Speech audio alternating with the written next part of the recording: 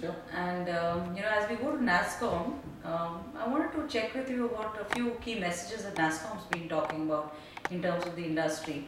So, as the CEO of an IT services firm, what does hyper-specialization really mean in the context of our industry? It's interesting now the word is being coined as hyper-specialization because we in MphasiS called it micro-verticals at one stage. Now, people talk about specialization. So what is specialization? You get into an area which you want to be known for. Now, what is hyper-specialization is a key question. It's going to the next level of depth. So from vertical to micro-vertical. That is in an industry sense.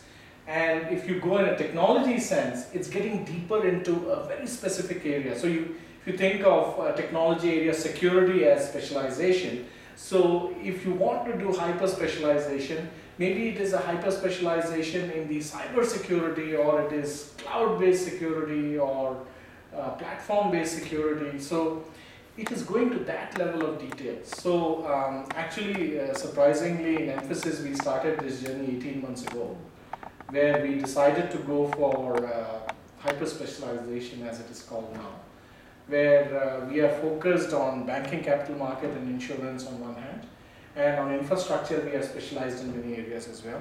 The whole idea is to not just focus on banking, capital market, but go to the next level of micro verticals. Similarly in insurance, we are going to the next level of verticals, where we are bringing the power of business process, knowledge systems and applications together, combined with domain specialization, to bring a unique business-based value proposition to the customer. And to me, that is hyper-specialization. So we began MphasiS, you said, 18 months ago. So why is hyper-specialization so relevant now, and why did you take that decision like 18 months ago? What were the trends that you saw that made you take that journey of transformation?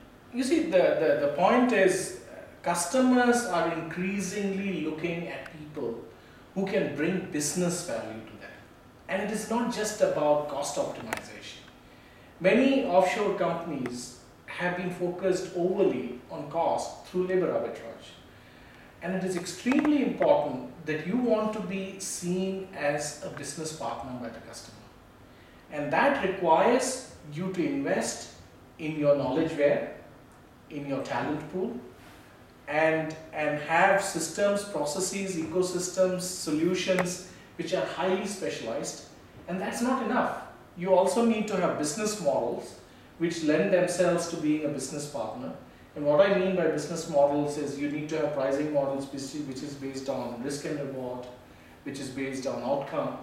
In some cases it's fixed price as well. But this whole thing put together is what customers are asking us to do. And it is extremely important that we move up the value chain and not just get bogged down with labor arbitrage as the only value proposition. So what does hyper-specialization mean to your ecosystem? People like employees, customers, other organizations, what do they have to do to become hyper-specialized or change themselves? Excellent question. So let's start with the talent, right? If you are a person in the IT industry, today, majority of the people are focused on saying that, let's say, I'm a Java or C++. What you have to do is invest in your learning. And over time, you would say that on technology front, I'm a C++ specialist, but on business domain front, I'm a specialist in the claims area of insurance.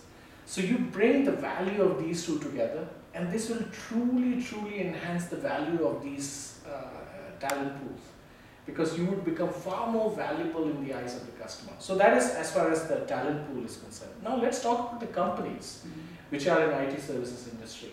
This is not just about having strategy. This is not just about restructuring.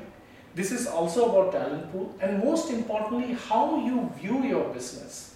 If you continue to view your business as lines of services like BPO, apps, and infrastructure, you have not really brought about your transformation. You need to look at your financials in terms of specific solution sets based on industry verticals or based on technology specialized areas, so that you are able to measure your progress, you're able to see whether you're growing your business, You're able to see whether you are making profits. So you can discuss your entire business in lines with your specialization. So that's for the companies and the talent pool. Ecosystem is also about, as people move up the value chain, the entire ecosystem needs to move up, whether it is the training service providers, certification providers, or the education institutions need to look at whether they can introduce certain subjects which is leading to some form of specialization. So this entire ecosystem will slowly evolve. And that has been the success story of India before, when people were in the field of so-called generalization. Now the entire ecosystem will need to move towards hyper-specialization. So Ganesh, when you took this transformation journey, you want to share with other CEOs what are the 3 pain points that you experienced and give them some tips on what to expect, as they go through this journey of change and transformation.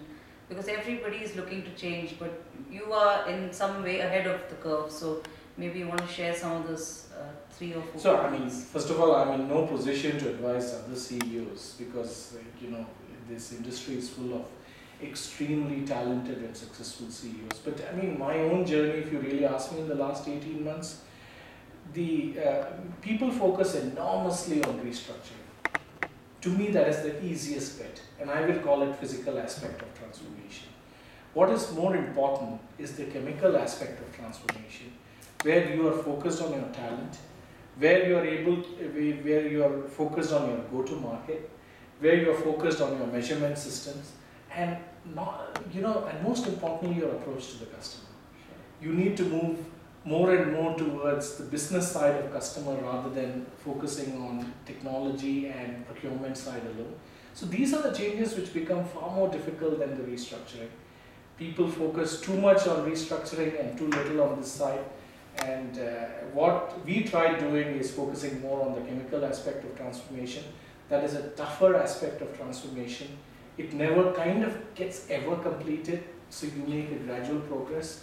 And we have taken baby steps so far, and we still have some way to go. Thank you, Ganesh. Thank you for your views today.